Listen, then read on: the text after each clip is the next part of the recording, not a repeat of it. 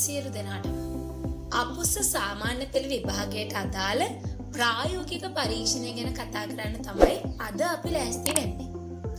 ඔක්කොටම කලින් මේ ප්‍රායෝගික පරීක්ෂණයට විභාග අපේක්ෂකවරයා අනිවාර්යයෙන්ම සහභාගී වෙන්න ඕනි කියලා මම කියනවා. හේතුව ඔය ලියන පේපර් එක ලිව්වත් වැඩක් නැහැ ප්‍රායෝගික පරීක්ෂණයට සහභාගී වෙන්නේ නැත්තම්. හේතුව ඔයාගේ විභාග ප්‍රතිඵල ලැබෙන තැන ඔයා විභාගයට සහභාගී වුණේ නැත්නම් ප්‍රායෝගික පරීක්ෂණයට සහභාගී වුණේ නැත්නම් ඇබ්සන්ට් කියලා තමයි වැටෙන්නේ. එහෙනම් මේ ප්‍රායෝගික පරීක්ෂණයේදී විභාග අපේක්ෂකවරයා සූදානම් විය යුතු අංග 6ක් ඔයාලට දැන් තිරේ දිස්සෙනවා ඇති. එක් අපේක්ෂකයෙක්ට මේ සියලුම ඇගයීම් සම්පූර්ණ කරන්න විනාඩි 30ක පමණ කාලයක් හිමි වෙනවා. අපි එහෙනම් බලමු එකින් එක මේ ක්‍රියාකාරකම් 6 මොනවද කියලා. පළවෙනි එක පෙළ ආශ්‍රිත භාෂණ රංගනයක් ඉදිරිපත් කරන එක. මේක කේවල අංගයක්. විනාඩි 2 බැගින් ඔයාට උපරිම විනාඩි 4ක් හම්බ වෙනවා මේ ඇගීම සම්පූර්ණ කරන්න. මුළු ලකුණු 20ක් හම්බ වෙනවා. මෙතනදී ලෝකධර්මී නාට්‍ය පෙළක සංවාදයක් සහ නාට්‍යධර්මී නාට්‍ය පෙළක සංවාදයක් ඉදිරිපත් කරන්න තමයි ඔයාට තියෙන්නේ. ඔයා ගෙදරදී නාට්‍යධර්මී නාට්‍යයක් වෙන අපේ නිර්දිෂ්ට ග්‍රන්ථය මොකද්ද? දික්තල කාලගොල නාට්‍යනේ. එහෙනම් මේ දික්තල කාලගොල නාට්‍යයෙන් දෙබසක් පුරුදු වෙලා ගියොත් ඔයාට විභාග පරීක්ෂක මණ්ඩලය විසින් ලබා දෙන්නේ තලමල පිපිලා නාට්‍යයේ දෙබස් ඛණ්ඩයක්. ඔයා විකෘති නාට්‍ය එහෙමත් නැත්නම් ලෝකධර්මී නාට්‍යයක් පුරුදු වෙලා ගියොත් ඔයාට පරීක්ෂක මණ්ඩලය විසින් ලබා දෙන්නේ මනමේ නාටකයේ කොටසක්. පෙළ භාෂණයට අදාළව පරීක්ෂක මණ්ඩලය විසින් ලකුණු ලබා දීමේ නිර්ණායක ටික ඔයාලට දැන් තිරයේ පේනවා ඇති. ඔයාලට දැන් තිරේ දිස්සුන ඇති දෙවෙනි ඇගීම මොකක්ද කියලා ෂණික නිරූපණයක් ඉදිරිපත් කිරීම. මේකත් ඔබ සිදු කරන්නේ කේවලව. කාලයේ උපරිම විනාඩි 3ක් මේකෙදී හම්බෙනවා. මුළු ලකුණු ප්‍රමාණය ලකුණු 15යි එතනදී හම්බ වෙන්නේ. මෙතනදී වා ෂණික නිරූපණය කරන්න ඕනේ අහඹු ලෙස තෝරාගත් තේමාවක් යටතේ.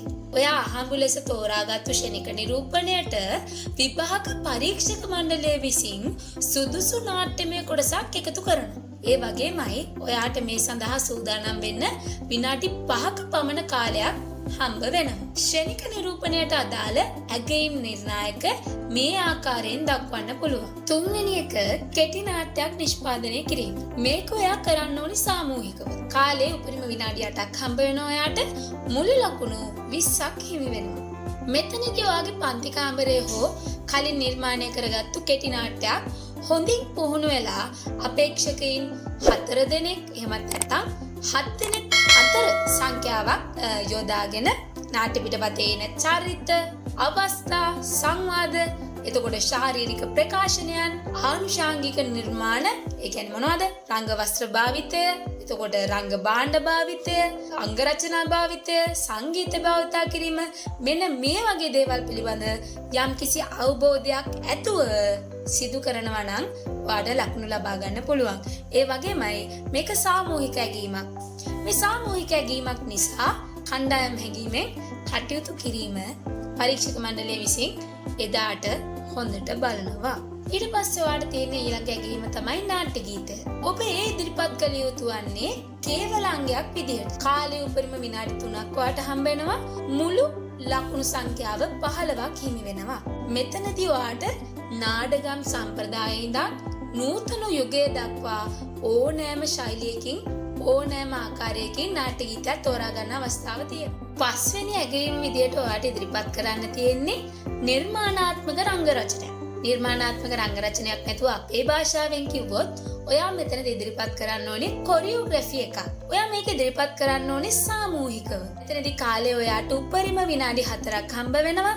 මුළු ලකුණු 15ක් මෙතනදී ඔයාට ලබා ගන්න පුළුවන්.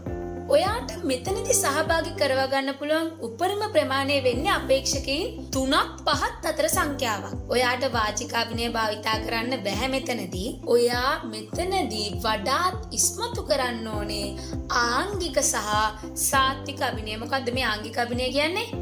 අංගපසංග එහෙම නැත්නම් අත්පාදියෙන් අර්ථ ප්‍රකාශ කරන්න ඕනේ. සාත්වික අභිනය කියන්නේ මොකද්ද?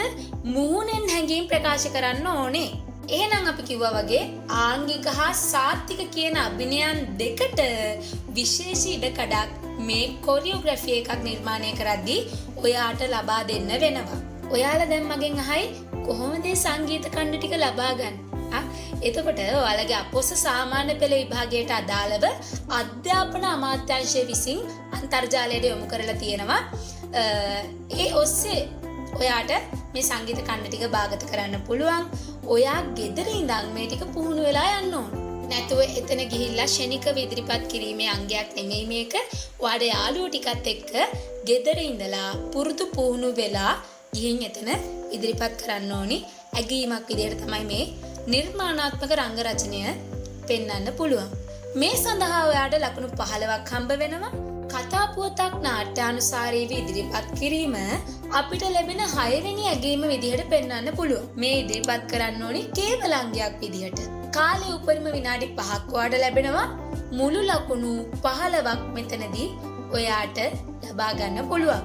අපේක්ෂකයා කලින් සූදානම් වී තෝරාගත් සාම්ප්‍රදායික හෝ දෙස් විදෙස් ජන කතාවක්, සුරංගනා කතාවක්, උපමා කතාවක් එහෙමත් නැත්නම් සමකාලීන කතාවක් ඉදිරිපත් කරන්න හැකියාව ලැබෙනවා. කතා පුවතක් නාට්‍යානුසාරීව ඉදිරිපත් කිරීමේ ඇගයීම් නිර්ණායක ඔයාට දැන් තිරයේ දැක බලා ගන්න පුළුවන්. ඔයාලට ඉදිරිපත් කරන්න තියෙන සියලුම ඇගයීම් පිළිබඳ විස්තර මම ඔයාලට කියලා දුන්නා. ඒත් මේ පිළිබඳව තවමත් ඔයාලට ප්‍රශ්න මොනවා හරි තියෙනවා නම් පල්ලෙහින් කමෙන්ට් එකක් දාන්න. අනිවාර්යයෙන්ම පුළුවන් ඉක්මනට මම මේ ප්‍රශ්න වලට උත්තර ලබා දෙන්න. අද වීඩියෝ එක හොඳයි කියලා හිතෙනවා නම් ලයික් එකක් දාලා කමෙන්ට් එකක් දාලා මේ පාර O level වලට ඩ්‍රාමා කරන හැමෝටම මේ වීඩියෝ එක ෂෙයා කරන්න කියලා මම ඔයාලගෙන් ඉල්ලනවා. එහෙනම් තවත් වීඩියෝ එකකින් හමු වෙමු. ඔයාලට සුබ දවසක්.